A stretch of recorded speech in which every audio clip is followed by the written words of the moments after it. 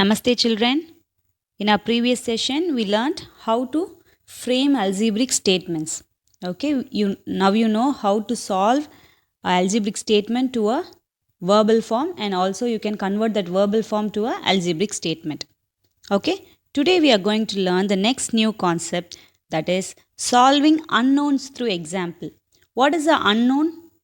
I told you in algebra we are going to find the values that we don't know, that is the unknown values we are going to find. In order to find that, we will be assuming variables. And what are all the variables we know? We know that from A to Z everything can be assumed as a variable. Okay, the most commonly used variable is x. So we are going to assume the variable x and find out the value. That is, you are assuming this unknown variable as x and solving the problem. Shall we see how to solve this? First, look at this question. Geeta has 11 toys and you gave her 4 more. How many toys does she have now? The question is, Geeta is having 11 toys with her and you are going to give her 4 more toys. So how many toys will she have now?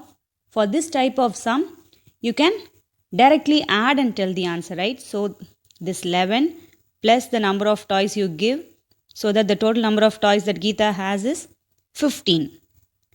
Now all the numbers are given directly, so you can solve like this, right? Now same way, look at the next question. Ram has 12 toys and his mom gave few more. Now he has 14 toys. How much did his mom give?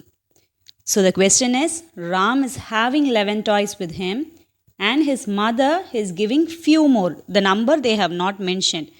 Okay, so this is the unknown here. Okay, so we will be assuming it as x. Now he has 14 toys. How much did his mom give? So Ram is having 11 toys with him. His mom gives. So we are using the plus sign. And the number of toys his mom give, we are assuming it as x. And the total number of toys that he has now is 14. Okay. So this is the algebraic statement for this verbal one. Now you are going to learn how to solve and find out the value of x.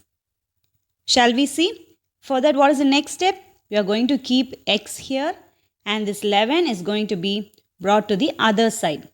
So this plus 11, when it comes to the other side, it becomes minus 11. Therefore, the value of x is 14 minus 11. So the answer is 3. So his mom has given him 3 toys. Is it clear, children? Okay. Next, look at example 2.1. Suppose that there are some eggs in a tray. They are saying some eggs. We don't know how many number of eggs. Okay. Next, if 6 eggs are taken out from it, there is a tray and it is having some eggs. We don't know the number. It might be any number. And we are going to take 6 from it. 6 eggs are taken outside from this tray and still 10 eggs are remaining. How many eggs are there in the tray? First statement. Now, look at this pictorial representation. This is the tray full of eggs. Okay, we don't know the number, so we can assume this as x. And we are taken out means we should use minus sign. And we are taking out how many eggs? 6 eggs are taken out. And then gives means it is equal to sign. And the number of eggs remaining is 10. So this is the algebraic statement. And then can you solve this? Now x minus 6 is equal to 10. And then x should be kept here. This minus 6 is brought to the other side. So it becomes 10 plus 6. And therefore it is equal to 16. So this tray has initially got 16 eggs in it.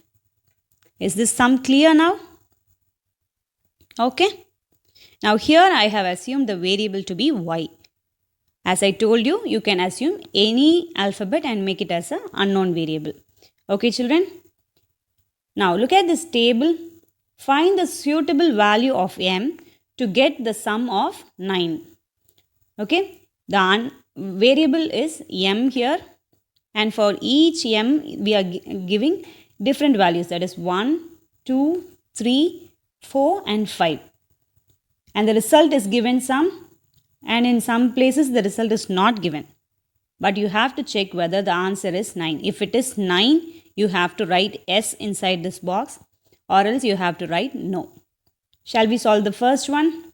Now, you have to substitute this m value as 1 and write it in this box. So, it will be written as 1 plus 4. Okay. So, the answer is 5. But you have to check whether it is 9. Is it 9? No. So, the first box is no. Same way, m value is 2. You are substituting here m as 2. And then 2 plus 4 will give you 6. Is it 9? No. So the second one is also no. Same way you are going to solve for 3, 4, 5. Okay. Or shall I solve and show you? Okay, before that, see here, 1 plus 4, you have to draw this box first. Then 1 plus 4 will give you 5, and the answer is no. Next, m value is 2. M plus 4 is 2 plus 4, and then the answer is 6. So it is not equal to 9. Okay. Same way, if you are applying the value for m as 3, what will happen? This box you will write it as 3 plus 4. The value is 7, and the answer is no. Again, if you are substituting 4, 4 plus 4 will give you 8. The value is not 9, so it is no. Then m value is 5.